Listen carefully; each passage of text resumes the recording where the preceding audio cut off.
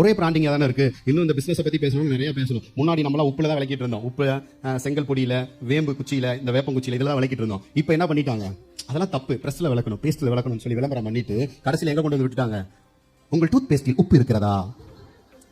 ஏன்னா உப்புல தானே நாங்கள் விளக்கிட்டு இருந்தோம், உங்கள் டூத் பேஸ்டில் வேப்பங்குச்சி இருக்கிறதா அப்படின்னு சொல்லி புதுசா கொண்டு வந்துட்டாங்க. அப்ப நம்ம முன்னாடி அதுலயே இருந்திருக்கலாம்ல, ஆமாவா இல்லைங்களா? அதே மாதிரி முன்னாடிலாம் நான் 10th படிக்கும் போது ட்ரௌசர் ஒரு நாள் போட்டு போயிட்டேன். அசிங்கப்படுத்தாதவங்க இல்ல, ஏன்னா பேண்ட் கலாச்சாரம் ஆயிடுச்சு, ட்ரௌசர் போட முடியாது. ஆனா முன்னாடி ஒரு காலத்துல போலீஸுக்கு என்ன யூனிஃபார்ம், ட்ரௌசர் தான் யூனிஃபார்ம். அதுக்கப்புறம் பேண்ட் கலாச்சாரம் ஆச்சு. இப்போ என்ன வந்துருச்சு, மறுபடியும் ட்ரௌசருக்கு போயிட்டாங்க. ஃபுல் ட்ரௌசரா இருந்தது அரை ட்ரௌசர் ஆயிடுச்சு. இப்போ இது என்ன கலாச்சாரம், புதுசா ஃபாலோ பண்றேன்னு சொல்லி பழைய சோறையே தின்னுட்டு இருக்கோம். ஆமாவா இல்லைங்களா? பழைய சோறு தின்ன ஆகாரம் தான், இல்லன்னு சொல்லல. ஆனா அந்த பழைய சோறுலயும் இப்ப புதுசா வெரைட்டியா கண்டுபிடிக்கிறாங்க. முன்னாடி மண்பானையில தான் நம்ம சமைச்சு சாப்பிட்டோம். இப்ப மண்பானை சோறு எவ்வளவு தெரியுங்களா? யார் வீட்லயும் மண்பானை இல்ல. இப்ப மண்பானை சோறு எவ்வளவு தெரியுங்களா? 950 ரூபா. எது பழைய கஞ்சி, அந்த புளிச்ச கஞ்சி எதுக்கு 950 ரூபா போட்டு விற்கிறான்? யார் இதுக்கெல்லாம் காரணம்?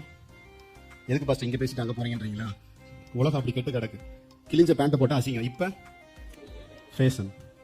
முன்னாடி 90s 80s எல்லாம் சால் போடலன்னா அது பெரிய குத்தம். இப்ப சர்வசாதாரணம். Take it easy, this is new policy அப்படின்னு போயிடுறாங்க. அப்படி இருக்க கூடாது.